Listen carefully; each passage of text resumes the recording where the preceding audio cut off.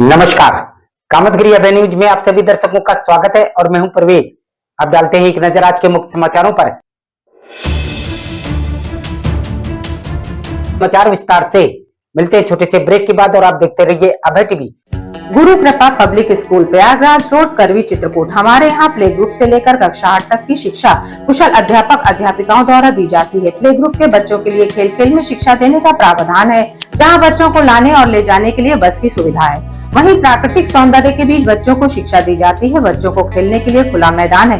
यदि आप अपने बच्चों का उज्जवल भविष्य चाहते हैं तो हमारे विद्यालय आइए और बच्चों का प्रवेश कराइए, जहां बच्चों को कुशल अध्यापक और अध्यापिकाओं द्वारा शिक्षा दी जाती है। वहीं छोटे छोटे बच्चों को टीवी के माध्यम से खेल खेल में शिक्षा दी जाती है। तो देरी किस बात की, आप अपने बच्चों का हमारे विद्यालय में प्रवेश कराइए। प्रारंभिक शिक्षा बच्चों की नींव होती है। हमारा उद्देश्य आपके बच्चों की नींव को मजबूत करना है। हमारा पता गुरु कृपा पब्लिक स्कूल प्रयागराज रोड करवी चित्रकूट।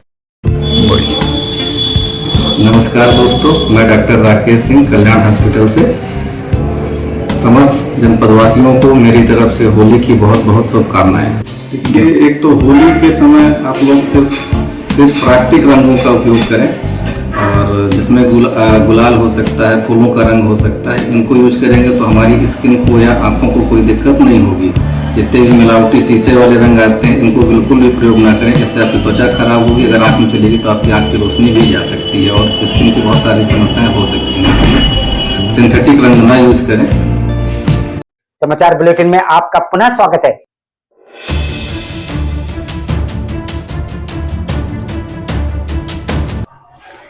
चित्रकूट में खनन माफियाओं द्वारा बालू के खनन करने का विरोध करना ग्रामीणों को उस समय महंगा पड़ा जब मीडिया के माध्यम से मुन्ना लाल पांडे ने अवैध खनन करने वाले खनन माफियाओं के खिलाफ प्रशासन से की शिकायत।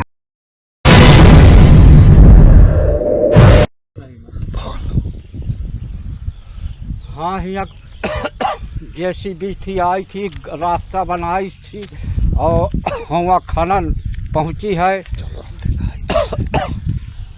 जो खनन पहुँची है तो वहाँ रास्ता बना करके बालू खींचे लगी है और ट्रैक्टर में भरने लगी है। ट्रैक्टर कम से कम 20 ट्रैक्टर थे और जो भर के वहाँ से चले हैं तो डीएम साहब को हम फ़ोन किया। जब फ़ोन किया तो जो थाने का फ़ोन लगाए तो हम यहाँ ट्रैक्टर रुकाए थे, सब छूछ भागे थे वहाँ से। जब छूछ रोक रहे हो ट्रैक्टर, अब यहाँ जमुना जी के तीरे खनन भर रहे हैं। हाँ, एक बार ठेकेदार रुकवा दी रास्ता खुदवा। एक बार ठेकेदार रास्ता रुकवा दिया है, वो रास्ता वास्ता सब खना दिया ठेकेदार। भी आया था साथ में देखने, खनिज भी साथ में आया है जब रास्ता बंद हुई थी। और जब रास्ता बंद भई है तो खनिज भी यहाँ तक आए हैं। हम आपको बता दें कि चित्रकूट के सदुआ थाना अंतर्गत चांदी घाट में ट्रैक्टरों द्वारा किया जा रहा था अवैध खनन, जिसका ग्रामीणों ने विरोध किया। जिस पर खनन माफियाओं द्वारा पहले ग्रामीणों के ऊपर ट्रैक्टर चढ़ाने का प्रयास किया गया। ट्रैक्टर बुलाओ, गाड़ी आई। कालू सिंह को बुलाओ, कालू सिंह को बुलाओ, कालू सिंह को बुलाओ, बुलाओ कालू सिंह को बुलाओ। होगा कालू सिंह गाई तो गाड़ी जाई। हाँ, 13 तारीख को ये लोग फोन किए हमारे पास कि हम बालू चलाएंगे। हमने वो ठेकेदार के पास फोन किया कि आप एग्रीमेंट करवाए हैं, हमारी जमीन मत खोदवाना। ये लोग खोद रहे थे, जेसीबी से पुरवाए हैं, खनाए हैं, ट्रैक्टर लोडिंग कर रहे थे। हमारे पास रिकॉर्डिंग भी है।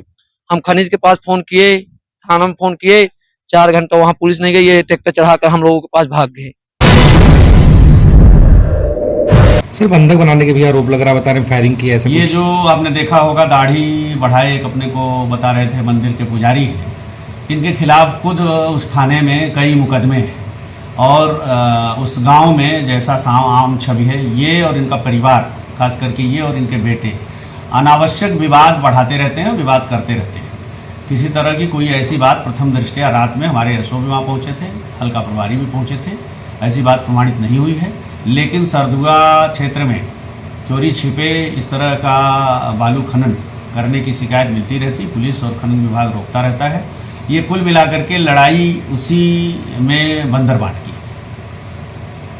हुआ। जिसकी खबर अभय टीवी ने ट्वीट करके प्रमुखता से निकाली थी, जिस पर पुलिस ने जांच कर कार्रवाई की आश्वासन की बात भी कही।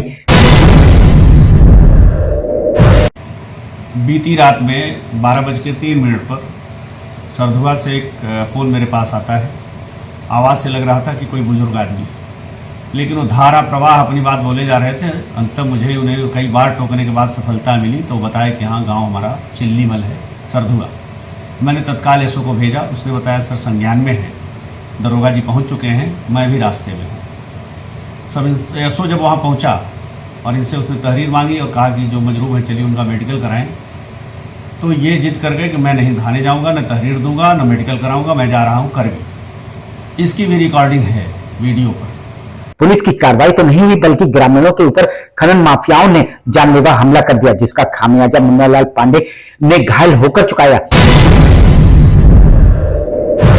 उसके बाद वो गाली गलौज देकर दूसरे दिन उसके रात में आकर, मतलब हमारे दादा अपने घर के गांव के बाहर पड़े थे, वो राइफल लेकर आए, मारने दादा को और सब कुछ हेटने लगे। तो दादा को हमारे पकड़ के मारने लगे। हमारी मम्मी डिलीवरी एक गांव की वहीं थी, उसके घर से जा रही थी अपने घर, तो मम्मी को पकड़ के बंदूक के हुड्डा से मारने लगी है। बबलू पांडे वहीं राइफल लेकर मेरे दरवाजे पे खड़ा था। वहीं ग्रामीणों का यह भी आरोप, ये खनन प्रशासन के इशारे पर किया जा रहा है। खनन को लेकर सर हम अपने खेत से नहीं निकलने दे रहे थे, जबरदस्ती निकाल रहे सर। हमारे पास वीडियो पूरा, हर एक ट्रैक्टर वाले का नाम है, हर एक ड्राइवर अपने मुंह से बोल रहा है। अनलीगल है सर, कोई पट्टा नहीं है। थाने में किए थे सर, कोई सुनवाई नहीं हुई हम लोगों की। वहीं इस घटना के बाद पुलिस अधीक्षक का कथन, इस मामले में पीड़ित द्वारा दी गई तहरीर पर मुकदमा पंजीकृत कर लिया गया है। ये रात में आए और 3 बजे मेरे बंगले पर आए थे। तत्काल इनका मेडिकल कराया गया। इनसे तहरीर चाही गई, तहरीर नहीं दिया इन्होंने, और मेडिकल चूंकि सामान्य चोटें थी, इस नाते डॉक्टर ने प्राथमिक उपचार करने के बाद छोड़ दिया था। सवेरे से इनसे तहरीर मांगी जा रही, तहरीर नहीं दिया। अभी इन्होंने 2 पन्ने की टाइपशुदा एक तहरीर दी है, जिस पे मैंने आदेश कर दिया है। और थाना सरधुआ के सब इंस्पेक्टर चंद्रमणि पांडे, जो रात में भी मौके पहुंचे थे, वो आए थे, उनको तहरीर दे दिया। मेडिकल कोतवाली करवी में रखा हुआ, वहाँ से ले जाएंगे, FIR दर्ज करके विधिक कार्यवाही की जाएगी। लेकिन सवाल ये उठता है कि खनन माफियाओं के खिलाफ आवाज उठाने के बाद प्रशासन और पुलिस ने खनन माफियाओं के खिलाफ क्यों कार्रवाई नहीं की, जिस पर ग्रामीणों को खनन माफियाओं द्वारा जानलेवा हमले का भुगतान भुगतना पड़ा। जी सर, मतलब बालू आलू का विवाद था। हम लोग मना करने वहां पे गए। बालू ये लोग अवैध खनन चला रहे थे हमारे जमीन से, तो हम लोग वहां मना करने गए, तो उधर से उन्होंने फायरिंग किया, मतलब हमको दौड़ाया वहां से। तो हम लोग सब लोग अपने घर की तरफ भागे। वो 18-19 लड़के थे।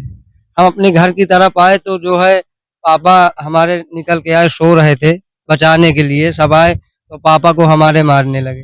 और मुझे वेद मिश्रा ने पकड़ लिया मेरी कॉलर, और मुझे गाली देते हुए मारते हुए घर ले गए। अपने गांव 3 किलोमीटर चिल्ली में बाइक से ले गए थे, पकड़ के ले गए, कॉलर पकड़ के। और कल्लू सिंह बोल रहा था कि गोली मार दो।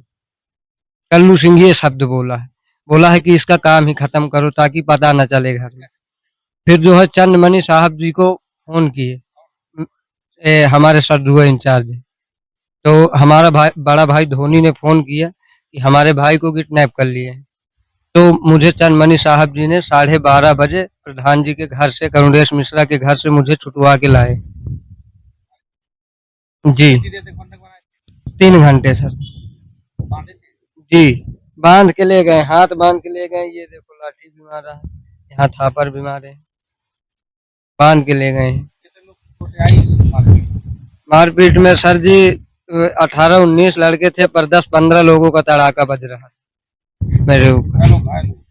4 लोग सर जी गए हैं जी, कोई सुनवाई नहीं हुई। आज हम लोग यहाँ करबी आए हैं कप्तान साहब के पास। कप्तान साहब के पास चाहते हैं कि हमको न्याय मिले। हर्षित पांडे। आखिर में डालते हैं एक नजर आज के मुख्य समाचारों पर। हमें इजाजत दीजिए, अगले समय हम फिर हाजिर होंगे पुनः कुछ खास खबरों के साथ। नमस्कार और आप देखते रहिए अभय टीवी।